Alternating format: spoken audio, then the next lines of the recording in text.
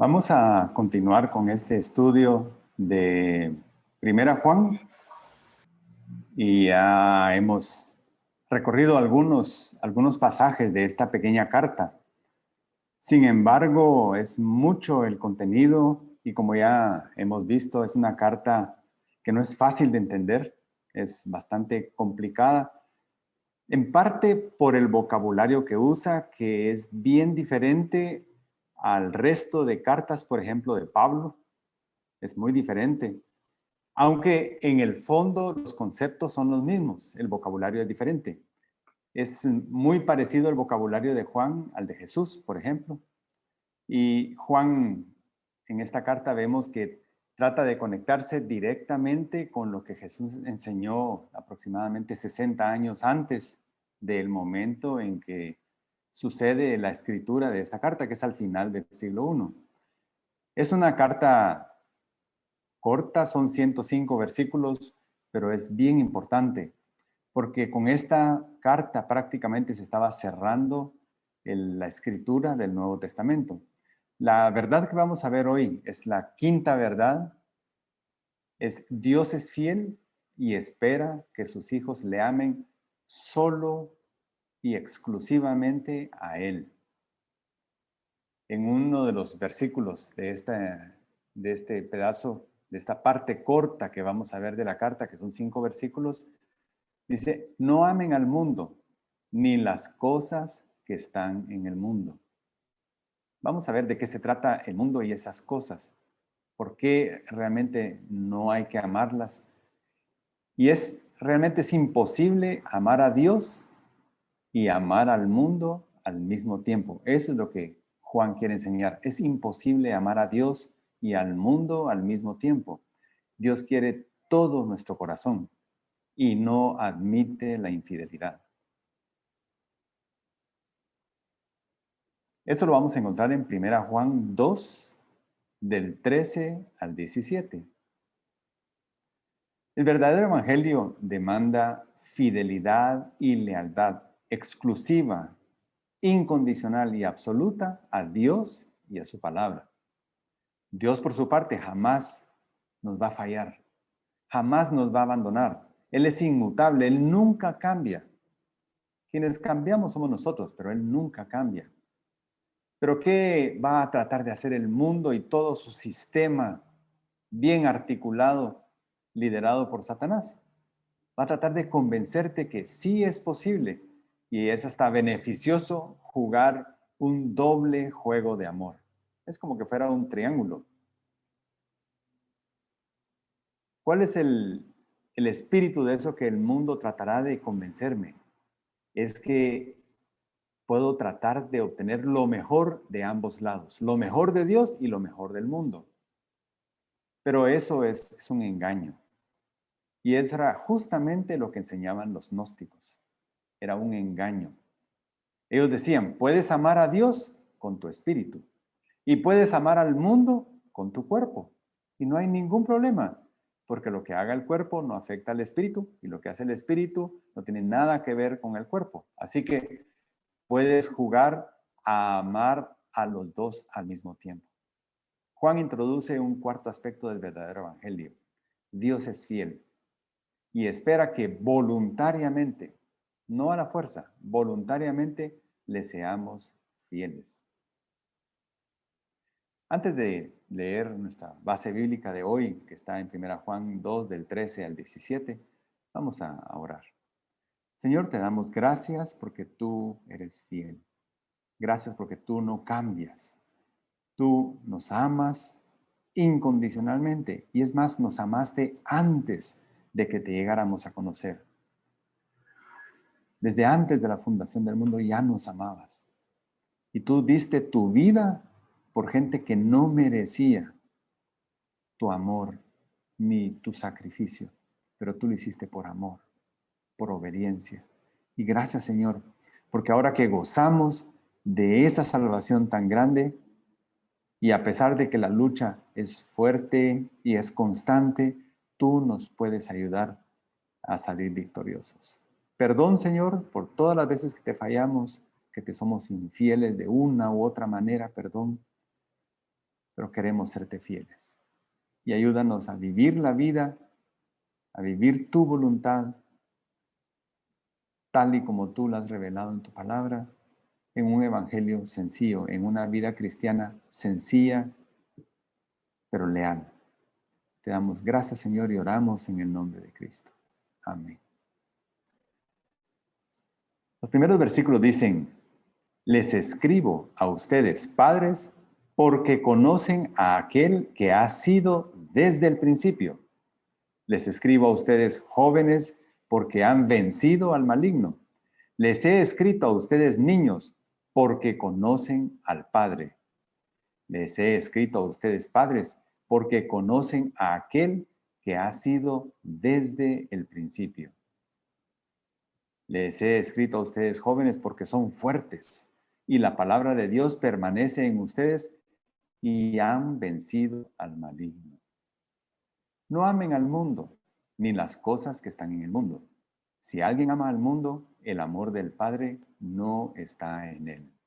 Porque todo lo que hay en el mundo, la pasión de la carne, la pasión de los ojos y la arrogancia de la vida, no provienen del Padre, sino del mundo. El mundo pasa y también sus pasiones, pero el que hace la voluntad de Dios permanece para siempre. 5 versículos que veremos hoy. Y desde un inicio vamos a ver la dificultad que tiene este tipo de pasaje para poderlo comprender bien. Vamos a empezar con la palabra padres. Les escribo a ustedes, padres. Inmediatamente nosotros podríamos pensar que se trata de los que somos papás, papás de hijos. Pero antes de sacar una conclusión muy apresurada, porque no es así como se debe interpretar la palabra de Dios, veamos que esa palabra, padres, viene de la palabra griega pater. Esa es la raíz de esa palabra, pater. Y pater, por supuesto, tiene el significado primario de padre humano, como todos los que tenemos hijos. Pero también esa misma palabra se aplica a Dios el Padre y a Dios como Padre de todos los salvos. Ese ya es un segundo significado, una segunda aproximación a la misma palabra pater. Padre también se usa para dirigirse a alguien que pastorea, mentorea o es el maestro espiritual de un grupo, es padre espiritual de ellos. Ya va una tercera. Una cuarta, y aquí realmente he metido varios en esta casilla, se puede referir a una persona de avanzada edad o un anciano como líder o al iniciador de algo o al precursor de algo o a los ancestros, también se le llama a los padres. Pero también una quinta aproximación a esta palabra pater se refiere a una persona espiritualmente madura. Entonces, antes de decidir a cuál de todos corresponde este padres del que habla Juan aquí, tendríamos que ver algo más. Y yo voy a poner acá el contexto como un ejemplo. Padres, en esta carta se ha hablado claramente de que hay dos grupos. Por lo menos en esa región de Éfeso habían dos grupos muy claramente identificados. Los que profesaban ser salvos y amaban al prójimo, y los que profesaban ser salvos y aborrecían al prójimo. ¿Y por qué usamos la palabra profesaban? Porque eso es lo que uno puede hacer. Uno profesa, uno dice que es salvo, pero realmente nadie puede ver el corazón de uno. Por eso uno dice, yo soy salvo. Pero la forma en que podemos saber si alguien realmente es salvo es por lo que hace, por su conducta, por su vida, por el fruto que da. Eso es lo único que podemos ver, no podemos ver el corazón. Entonces, todos en este lugar profesaban ser salvos, pero unos amaban y otros aborrecían al prójimo. ¿Qué otra cosa importante hay? a la hora de analizar esto. Juan está hablando aquí en términos muy generales y no necesariamente hay una relación directa, por ejemplo, entre la edad. Si padre significara ancianos o personas de mayor edad o líderes, no necesariamente hay una relación directa entre la edad y la madurez espiritual. ¿Y por qué decimos entre madurez espiritual y edad? Porque se nota en la segunda parte de este párrafo que de lo que está hablando Juan es de una condición de madurez. Conocer va mucho más allá que solo saber de. Tampoco hay una relación directa entre ser papá en la carne, y madurez espiritual. Entonces, no podrían ser esos casos, porque acá lo está presentando como algo que está directamente conectado con la palabra padres. Entonces, tiene que haber algo que sí tenga relación. Y sí existe una relación directa entre la evidencia del amor y la madurez espiritual. Ahí sí hay una relación. Entonces, y eso nos va aclarando a quienes podría estar llamándoles padre el apóstol Juan. Y está muy claro cuando dice, conocen a aquel que ha sido desde el principio. ¿De quién está hablando Juan? Él está hablando del Verbo, de Jesucristo. ¿Y cómo lo sabemos? Porque esos son los términos en que él lo presenta justo al inicio de esta carta. Y es los términos en los que presenta también a Jesucristo y al Verbo en el Evangelio que él mismo también escribió. Primera Juan 1:1, con el que empieza esta carta, dice, lo que existía desde el principio. Y más adelante en ese mismo versículo dice, el verbo de vida. Y el verbo de vida es Jesucristo. Así que les escribo a ustedes, padres, porque conocen, se identifican a profundidad con aquel que ha sido desde el principio, con Jesucristo, con el verbo de vida. Regresamos ahora a los significados de la palabra pater, que es la palabra griega de la cual sale padres. Y claramente de todas las opciones, la única que encaja, porque tiene una relación directa, es persona espiritualmente madura. Entonces podríamos ahora parafrasearlo un poco diferente y podría decir así, les escribo a ustedes que son espiritualmente maduros porque conocen a aquel que ha sido desde el principio. Les escribo a los maduros porque conocen bien la voluntad del Señor Jesús.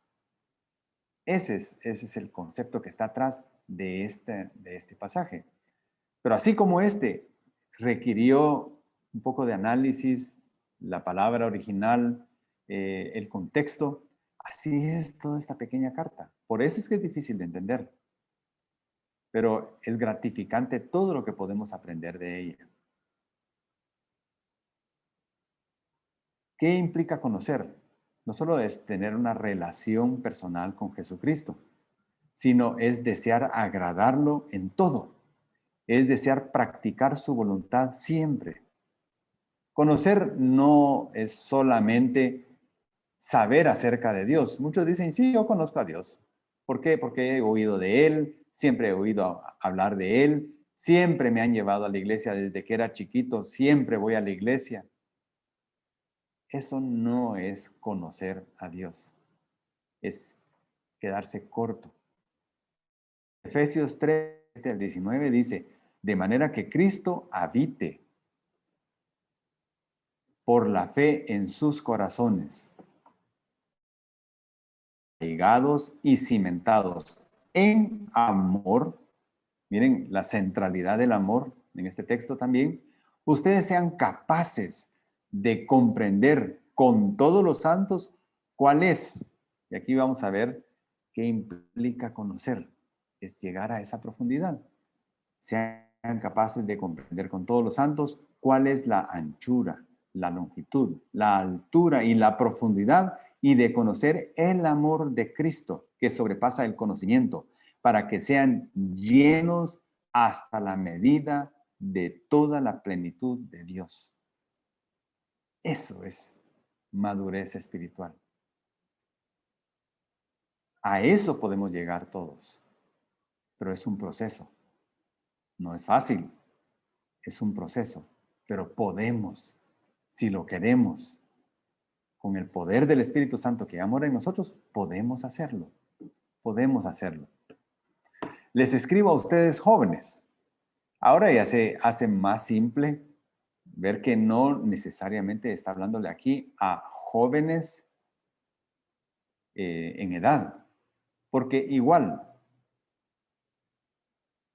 no hay una relación directa entre el hecho de ser joven y haber vencido al maligno. Al contrario, muchas veces, muchísimas veces, ese periodo de la juventud es en el que estamos más alejados de la voluntad de Dios y por lo tanto más cerca de lo que agrada al maligno.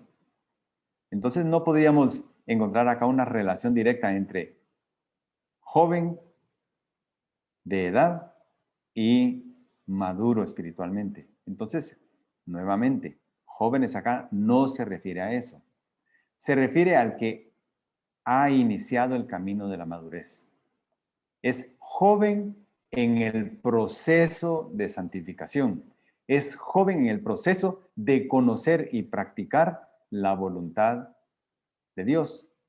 Pero ya ha empezado el proceso. Ya ha dejado la niñez espiritual. Aún no es maduro espiritualmente, pero ya ha iniciado ese camino con determinación, con convicción y con valor.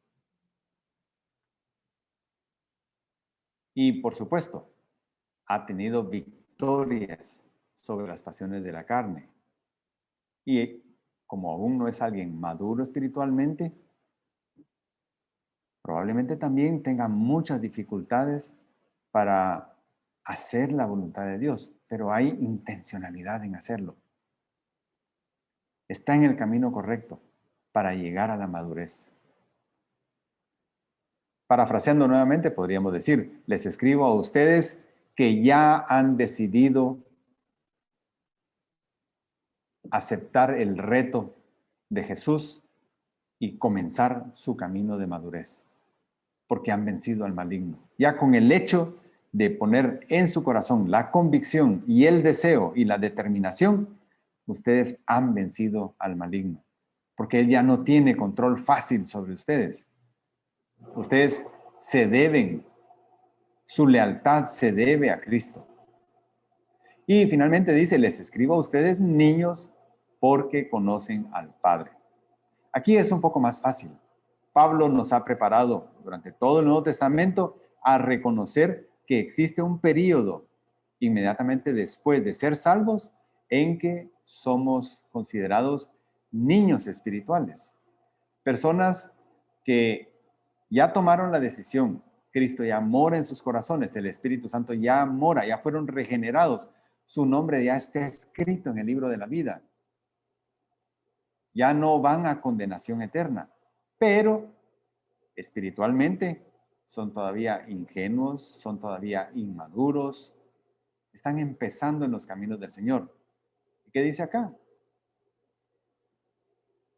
Les escribo a ustedes niños porque conocen al Padre. ¿Qué es lo que sí ha hecho un niño espiritual? Lo que sí ha hecho, por lo menos, es que ya es salvo. Ya es salvo. No hay ninguna relación directa o correlación entre ser niño y ser salvo, a excepción de aquellos niños que aún no tienen conciencia de sus actos, no tienen conciencia de lo bueno y lo malo. Niños muy pequeños, en ellos, por supuesto, igual que todo ser humano, se imputa el pecado de Adán y por lo tanto se imputaría la condenación eterna por tener una naturaleza pecaminosa. Pero al no tener conciencia de sus actos todavía, así como se les imputa el pecado de Adán, se les imputa la gracia salvadora. Aquí entonces se refiere a niños en Cristo o, dicho de otra manera, a recién convertidos. Les escribo a ustedes que acaban de conocer al Señor como su Señor y Salvador. Les escribo a ustedes que son recién convertidos, que son niños en Cristo, porque conocen al Padre. Yo sé que si ustedes ya reconocieron a Cristo como su Salvador, el gran ayudador, el ayudador por excelencia ya mora en ustedes, el Espíritu Santo. Por eso les escribo a ustedes. Yo sé que no son maduros, pero tienen todo lo necesario para empezar ese camino. 1 Corintios 3:1 dice, así que yo, hermanos, no pude hablarles como a espirituales, sino como a carnales, como a niños en Cristo. Como a niños en Cristo. Aquí aclara que un niño en Cristo aún no es alguien espiritual o maduro, pero ya es de Cristo. Les escribo a ustedes, padres, porque conocen a aquel que ha sido desde el principio. Aquí estamos ya en el versículo 14 y pareciera como que es una repetición del versículo 13. Continúa, les he escrito a ustedes jóvenes porque son fuertes y la palabra de Dios permanece en ustedes y han vencido al maligno. Pareciera una copia, pero hay un detalle que es muy importante. En el anterior decía, les escribo.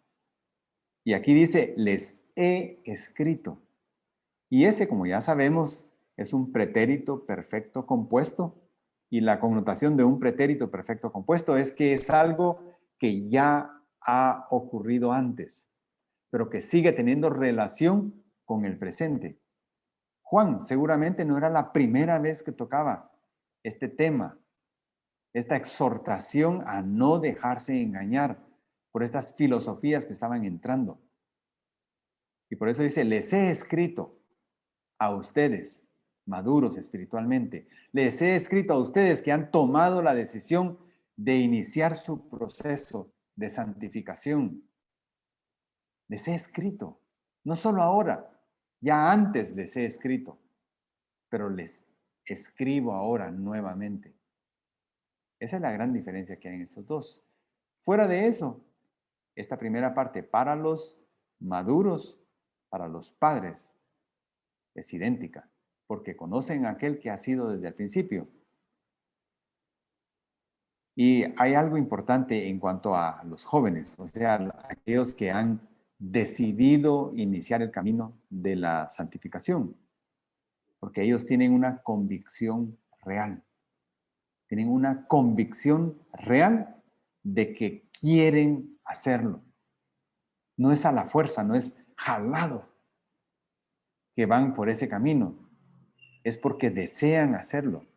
Y como desean hacerlo, porque tienen una convicción real, son intencionales. Tienen voluntad. ¿Qué es el primer aspecto de quien tiene convicción real? Es intencional y tiene voluntad. Es que pelea con fuerza y decisión la buena batalla. Y aquí lo dice Juan, porque son fuertes, saben pelear, tienen energía para pelear. Y esa energía viene de la decisión, producto de la convicción. ¿Qué otro aspecto aquí? La palabra de Dios permanece en ustedes. No solo pelean con fuerza, sino que retienen en su corazón la palabra de Dios, la voluntad de Dios. La leen, la atesoran en su corazón. Y no solo es teoría, la practican. Y un tercer aspecto, han vencido al maligno. Logran salir vencedores. No solos, el Espíritu Santo está con nosotros. Segunda Timoteo 4:7 dice, he peleado la buena batalla, he terminado la carrera y he guardado la fe. El que dijo eso es el apóstol Pablo. Y en la segunda carta a Timoteo, Pablo estaba escribiendo las últimas palabras justo antes de morir. Y él decía en ese momento, he peleado la buena batalla, he terminado la carrera, y he atesorado y guardado y cumplido y practicado la fe. No fue solo teoría en mi vida. Eso está dando testimonio Pablo a Timoteo, justo antes de ser ejecutado. En el versículo 15 dice, no amen al mundo, ni las cosas que están en el mundo. No amen al mundo, ni las cosas que están en el mundo. No amen al mundo es el mensaje central para los destinatarios en Éfeso. No era la primera vez que se daba este mensaje. Jesús, como 60 años antes, en presencia de Juan, ya había dado esta advertencia.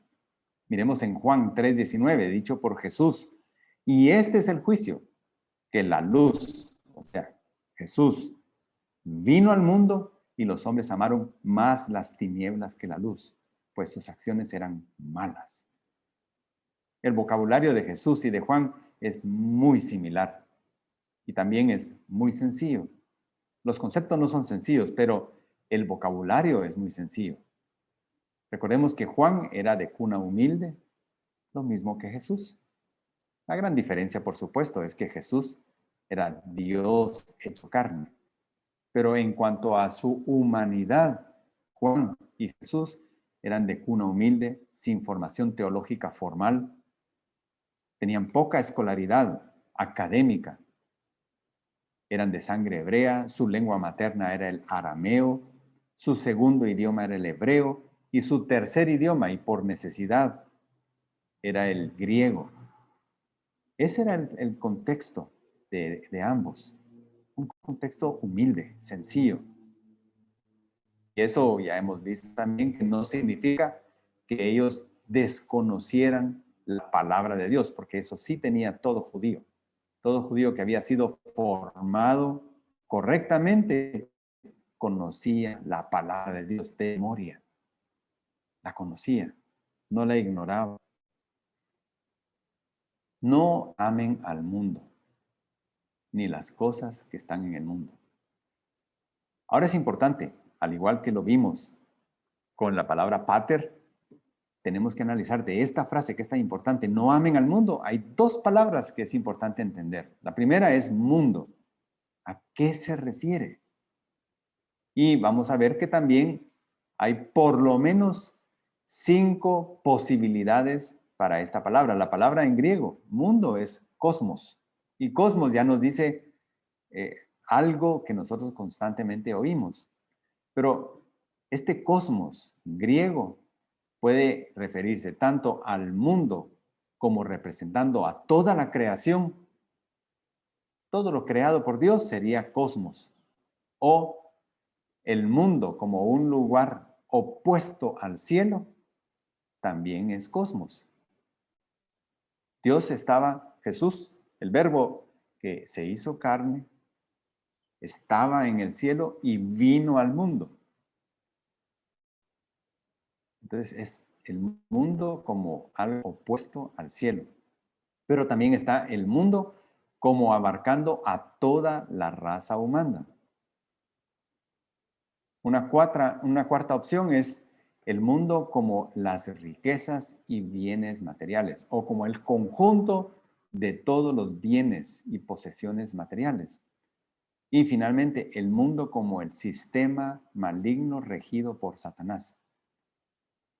Entonces, ¿a qué mundo se está refiriendo? Y voy a ponerles un ejemplo.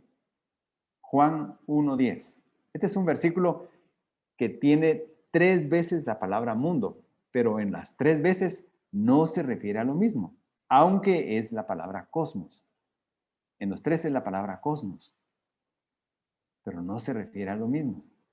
Dice, Él estaba en el mundo y el mundo fue hecho por medio de Él y el mundo no lo conoció. Él estaba en el mundo fue hecho por medio de Él y el mundo no lo conoció. 3 aspectos diferentes de la misma palabra en un solo versículo. Estaba en el mundo como un lugar opuesto al cielo de donde había venido. Esa es la primera. Y el mundo fue hecho por medio de él. La creación, la totalidad de la creación fue hecha por el Verbo. Y finalmente dice, y el mundo no lo conoció. La raza humana, ni el sistema maligno gobernado por Satanás lo conocieron. Así que en un solo versículo, varios significados. Ahora regresemos a nuestro versículo. No amen al mundo. ¿De qué mundo está hablando? Y claramente está hablando del sistema liderado por Satanás. De eso es que está hablando. No amen al sistema maligno regido por Satanás. No lo amen. Y en la segunda parte dice, ni las cosas que están en el mundo. Ahí a lo que se refiere ya es a posesiones, riquezas, bienes, cosas que están en el mundo. No amen ni al sistema ni a las cosas. La otra palabra importante acá es amar. Y acá lo triste de un pasaje como este es que está usando la palabra ágape. Y ágape es una palabra muy especial. Es más, los griegos en su literatura convencional casi no usaban esta palabra, porque esta es una palabra que representa un tipo de amor que no es normal y no es común en los seres humanos. Es un amor que viene de Dios. Es el tipo de amor que Dios expresa.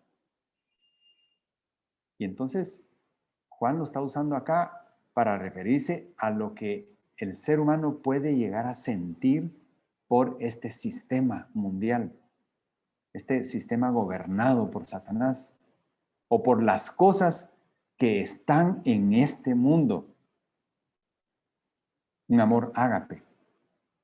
Es el tipo de amor que Dios es en esencia y que Dios da, el amor ágape. Pero también es el tipo de amor que Dios pide hacia él de parte del ser humano. Y es mucho más, ese amor es mucho más que fileo, que significa un afecto entrañable. Aquí Juan no está hablando de que no tengamos un afecto entrañable por el mundo. Este amor ágape va mucho más allá que solo ser un afecto entrañable. Es el tipo de amor que debemos dar al prójimo. Y ese amor está reservado exclusivamente para personas, no para sistemas ni para cosas.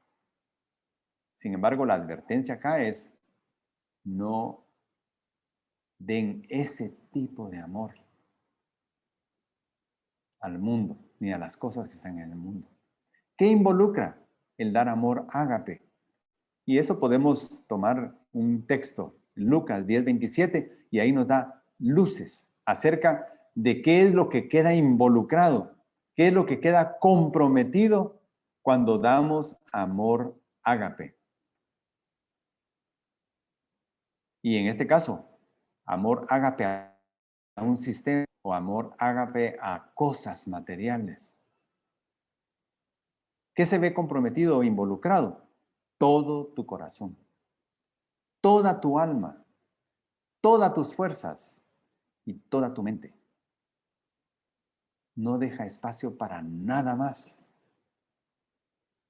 Si yo le doy ágape al mundo y a las cosas, no cabe nadie más ahí, porque todo lo he volcado a el sistema y a las cosas. Así que, ¿qué involucra el dar ágape? En resumen, darlo todo.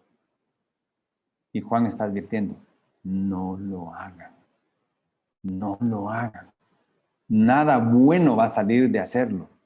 No lo hagan.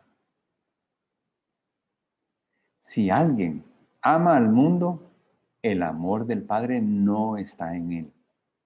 Y aquí ya hemos visto otros casos así. Cuando empieza una frase con sí, está hablando de una conjetura hipotética. Y en este caso, como está hablando de algo negativo, es una conjetura hipotética no deseada. Si alguien ama con amor ágape al mundo, el amor ágape del Padre no está en él.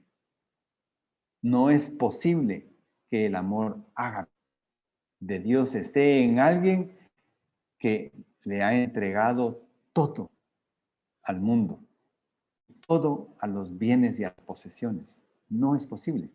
Prácticamente está hablando aquí de alguien que aún no conoce a Jesús como Señor y Salvador. Es una advertencia clara. Por supuesto, como es una conjetura, no es una acusación. Ágape al mundo. El ágape al mundo lo llenará todo y no dejará espacio para el ágape que viene de Dios, para el ágape que debemos dar a Dios y para el ágape que deberíamos o que debemos dar a nuestro prójimo. No hay lugar. No hay lugar para ninguno de ellos. Ese es lo serio de hacerlo. Y muchos cristianos, muchos creyentes, muchos salvos están jugando con fuego, coqueteando con las cosas del mundo y con el amor a este sistema. ¿Qué es en esencia lo que estaríamos amando? Lo detalla un poco más Juan. La pasión de la carne. Es dar rienda suelta a los apetitos, a los deseos y a los instintos. La pasión de los ojos es dar rienda suelta al apetito de ver todo lo que no nos conviene. Y la arrogancia de la vida es esa sensación de euforia, de creerse superior a Dios. En Gálatas 5, 16, 17, Pablo dice, digo pues, anden por el Espíritu y no cumplirán el deseo de la carne, porque el deseo de la carne es contra el Espíritu y el del Espíritu es contra la carne, pues estos se oponen el uno al otro. Son excluyentes, son opuestos, son antagónicos, son antónimos. Están uno en un lado, el otro en el otro lado. Esto no proviene del Padre. Nada de eso viene ni tiene el visto bueno de Dios. Nada de eso es respaldado por la palabra de Dios.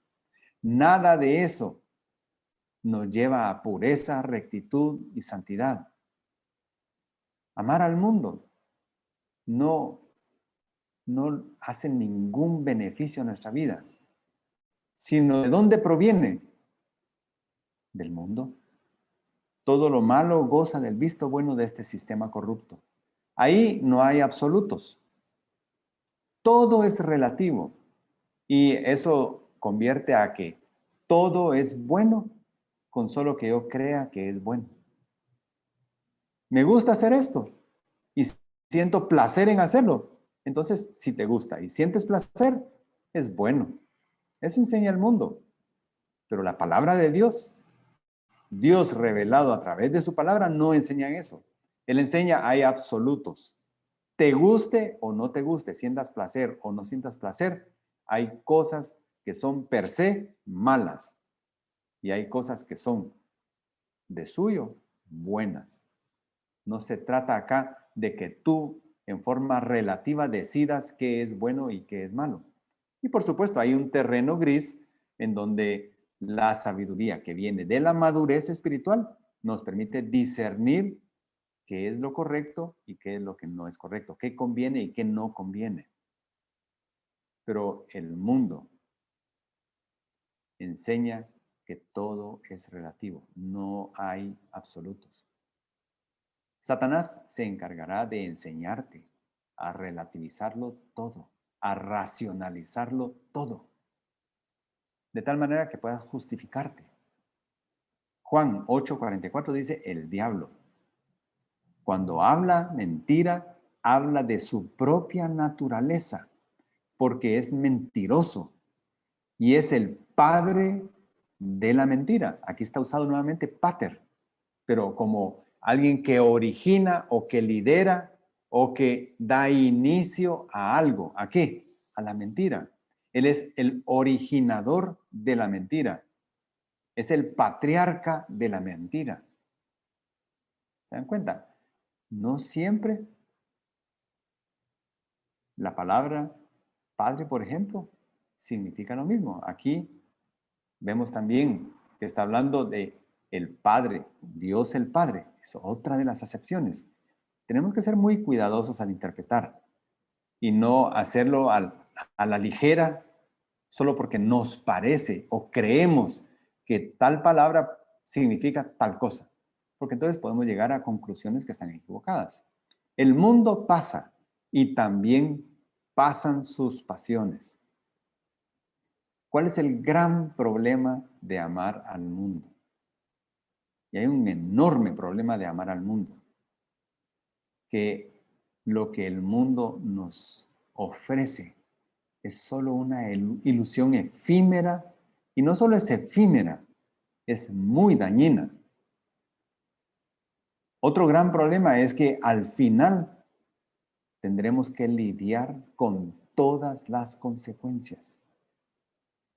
Y eso ya no es agradable. Cuando se está cometiendo el pecado, puede haber placer, pero al final hay consecuencias. Y esas no nos las quita. Ni Dios nos las puede quitar. Nos puede dar la capacidad de lidiar con las consecuencias por medio de su Espíritu Santo si nosotros nos dejamos guiar. Pero las consecuencias no se quitan. No se quitan. Si como resultado de mi andar en el mundo vino un hijo fuera del matrimonio, ese hijo sigue ahí. No por el hecho de reconocer a Jesucristo o decidir alejarme del mundo y caminar en los caminos del Señor, desaparece esa consecuencia, ese niño. No desaparece, ahí continúa. Y así puede ser una enfermedad producto de pecado, una infección producto de pecado, una adicción producto del pecado. Va a tocar lidiar con esas consecuencias. Otro gran problema es que destruirá todo lo que realmente vale la pena amar. Y después es bastante difícil reconstruir lo que hemos destruido en nuestro andar en el mundo. Luego toma tiempo reconstruirlo. ¿A qué cosas me refiero? Por ejemplo, la confianza que se ha destruido por mi andar de infidelidad en las pasiones del mundo implica que después me cueste mucho reconstruir la confianza nuevamente. Otro gran problema es que todo ahí se mueve por interés, codicia y avaricia. Y mientras yo tenga recursos, riquezas, algo que alguien más pueda apreciar porque le interesa, yo voy a ser útil, yo voy a ser valioso. Pero al momento de que lo pierda o lo gaste o caduque, ya no soy útil, ya no hay interés en mí. Todo se rige por interés, codicia y avaricia. Otro gran problema que hay de amar al mundo es que cuando dejes de serle útil a Satanás, te va a desechar, te va a botar, te va a tirar, te va a abandonar. Hay más problemas de amar al mundo.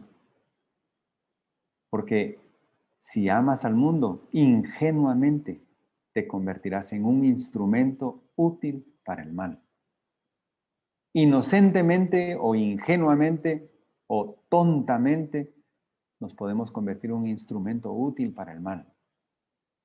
Y eso hace que en lugar de crecer, nos marchitemos y nos destruyamos. Primera Pedro 1:24 y 25 dice, porque toda carne es como la hierba, y toda su gloria, su fama, su grandeza, su riqueza, su reputación, eso inflado que siente el ser humano, toda su gloria como la flor de la hierba.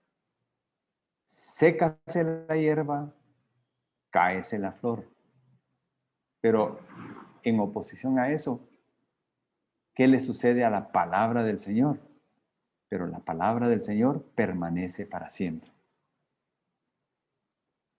Es ilusión efímera. Toda la grandeza que el mundo puede ofrecer, como Satanás hizo con Jesús cuando estaba tratando de tentarlo y le enseñó todos los reinos de este mundo. Y le dijo, todo esto te puedo dar. Ilusión efímera. Ilusión efímera. Pero esa ilusión efímera muchas veces nos engaña a nosotros. Pero el que hace, y aquí miremos, ese pero es de oposición, a diferencia de, por el contrario, el que hace la voluntad de Dios permanece para siempre. ¿Y cuál es la gran bendición de amar a Dios? En contraposición a amar al mundo, ¿cuál es la gran bendición de amar a Dios? Que el amor de Dios y hacia Dios es real, es trascendente y es eterno. Cuando decimos es trascendente, es que no termina aquí. Nosotros podemos morir físicamente, pero seguiremos recibiendo el amor de Dios y seguiremos sirviendo por amor a Dios, incluso después de ya no estar vivos físicamente. ¿Por qué? Porque nuestra parte inmaterial, nuestra alma, nuestro espíritu, trasciende la muerte física. Trasciende la muerte física. Va más allá que la muerte física. Ese amor verdadero es eterno. Esa es una gran bendición. ¿Qué otra gran bendición hay? Que al amar a Dios, todas las consecuencias son para bien. Todas las consecuencias son para bien. Que todo obra para el bien de lo que vale la pena amar. Si nosotros amamos a Dios, buscamos el amor de Dios, Dios se encargará de que todo, de alguna manera que quizás yo no entienda, obrará para bien. Otra gran bendición de amar a Dios es que el amor de Dios es verdadero y no hay nada que temer en él. Otro beneficio es que Dios nos da gratuitamente lo que nosotros jamás podríamos pagar. Gratuitamente. Esa deuda impagable Dios la paga y ofrece los beneficios de ese pago a todo ser humano. Otra gran bendición es que en las manos de Dios seremos, en vez de un instrumento para el mal, seremos un instrumento para el bien. Y creceremos en todo lo que realmente vale la pena crecer. Ahí estaremos creciendo. Todo lo que realmente vale la pena crecer. Proverbios 27 dice, cuando pasa el torbellino, ya no existe el impío. Desaparece. Es efímero. Se desvanece, se disuelve. Su grandeza pasa. Su reputación, su fama pasan. Pero el justo tiene cimiento eterno. Tiene cimiento eterno. ¿Qué podemos concluir? La salvación es un regalo impagable que Dios ofrece en forma gratuita. Cuando leemos lo que Jesús enseña acerca de cuánto hemos sido perdonados y lo ponemos en una forma gráfica para poderlo entender. Él habla en una de sus parábolas de que alguien fue perdonado de 10,000, de una deuda de 10,000 talentos, cuando él tan solo tenía de parte de otro siervo para él una deuda de 100 denarios. 10,000 talentos contra 100 denarios. Y si solo lo miramos de esa manera, no lo podemos entender. Pero si traducimos esos talentos a denarios, nos vamos a dar cuenta que 10,000 denarios equivalen a 60 millones de denarios. 60 millones de denarios. Y cuando Jesús habla de eso, lo hace para ejemplificar de qué hemos sido perdonados y que tengamos la dimensión clara de cuánto nos están pidiendo perdonar nosotros al prójimo. 60 millones contra 100. Si usamos el perímetro de la Tierra, la circunferencia de la Tierra, y de ese tamaño fueran los 60 millones de denarios, ¿saben a qué equivale lo que Dios está pidiéndonos a nosotros? Que amemos y perdonemos al prójimo. A 100 pasos. 100 pasos comparado con el perímetro completo de la Tierra. De ese tamaño es la relación entre uno y otro. Es una relación de 600,000 a 1. Y ese solo es un ejemplo para decirnos, te he perdonado de algo infinito que no eras capaz de pagar. Y ahora te lo doy gratis. Sin embargo, eso que Dios ha pagado por medio de la sangre de Cristo y que ahora lo ofrece en forma gratuita a todo ser humano, solo se puede recibir por fe en el sacrificio de Cristo. Potencialmente está disponible a todos los seres humanos, pero solo lo puede recibir aquel que deposita su fe en el sacrificio de Cristo. Una vez que ya somos salvos, ya hemos salido del control de Satanás. Y a partir de ese momento iniciará una guerra espiritual. Una guerra espiritual real, diaria, cotidiana. Y estamos hablando aquí de una guerra que sucede en nuestra mente, en nuestro cuerpo y en nuestro corazón. Porque a cada instante tendremos que decidir a quién amamos. Esa es la guerra espiritual. Esa presión constante, esa lucha constante por decidir a quién amo, a quién le soy leal, a quién le soy fiel. Esa es la guerra espiritual. Y es una guerra dura y difícil porque muchas veces la tentación es tan fuerte que nos lleva a fallarle a Dios. Pero gracias a Dios, como dijo Juan en esta pequeña carta a un principio, tenemos abogado. Y no cualquier abogado. Nuestro abogado es el autor de todo. ¿Cuál es la disyuntiva entre la cual tenemos que decidir constantemente? Por un lado, amar al mundo con sus riquezas y con sus placeres, o amar a Dios. En eso consiste la guerra espiritual. En no dejarnos convencer para amar al mundo, sus riquezas y placeres, y mantener la lealtad a Dios. Esa guerra es sangrienta, es difícil, pero tenemos las armas para luchar en esa guerra.